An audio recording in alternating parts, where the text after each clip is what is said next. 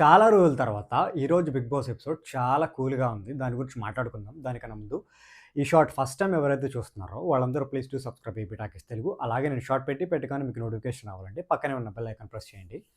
So, ఎప్పుడు చూస్తున్న ఎపిసోడ్‌లో మనకి అరుచుకోవటాలు, లైక్ ఆర్గ్యుమెంట్లు, లేకపోతే ఈ డిమోన్ అండ్ రీతు ముచ్చట్లు, గొడవలు, సంజన అరవడాలు, దొంగతనాలు, తనుజ కేకేకేకేకేకే అని అరవడం.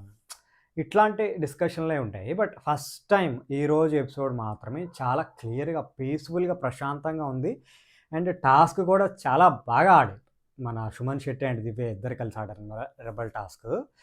సో, నామినేషన్స్ అంతా అయిపోయిన తర్వాత ఇమాన్యుల్ అండ్ తనూజ ఇద్దరు మాట్లాడుకున్నారు.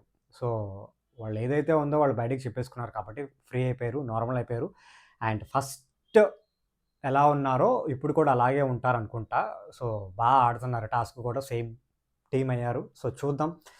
దీని వెనకాల ఎవరిదైనా పెద్ద మాస్టర్ ప్లాన్ ఏమైనా ఉందా? లేకపోతే క్యాజువల్‌గా, న్యాచురల్‌గానే కలిసిపోయారా అనేది. అండ్ ఈ రెబెల్ టాస్క్‌లో టీమ్స్ అయ్యారు. అందరూ బానే ఆడుతున్నారు. బట్ ఎవరు రెబెల్ అని ఎవరు తెలుసుకోలేకపోయారు. మన సుమన్ శెట్టి అన్న, దివ్య ఇద్దరు కలిసి ఆడుతున్నారు. సో, లేపి కళ్యాణ్ ఎలిమినేట్ చేస్తారు. వాళ్ళ ప్లేస్‌లో నుంచి లేసి వెళ్లి కూర్చొని. బట్ అది కొంచెం అన్‌ఫెయిర్ అనిపించింది. ఎందుకంటే ఫస్ట్ లేపింది వరుణయ్య గారిననమాట. దివ్య. భరణిని లేపింది, కళ్యాణ్ లేపింది. సో, తర్వాత మిగతా వాళ్ళని లేపింది. సో, ఫస్ట్ భరణి గారిని లేపిన తర్వాత, లేపిన వాళ్ళలో నుంచి ఒకళ్ళని తీసేయాలని క్లియర్‌గా తెలిసిన తర్వాత, భరణి గారి పేరు నొక్కేసి దివ్య, మిగతా వాళ్ళలో నుంచి కళ్యాణ్ తీసింది. సో, అక్కడ నాకు కొంచెం ఫేవరిజం కనిపించింది. దివ్య ఇంకా ఫేవరిజంతోనే ఆడుతుంది. అసలా భరణి గారిని లేపేసి అసలు ఏ గోల ఉండేది కాదేమో. ఆవిడకి కొంచెం గ్రాఫ్ పెరిగేది.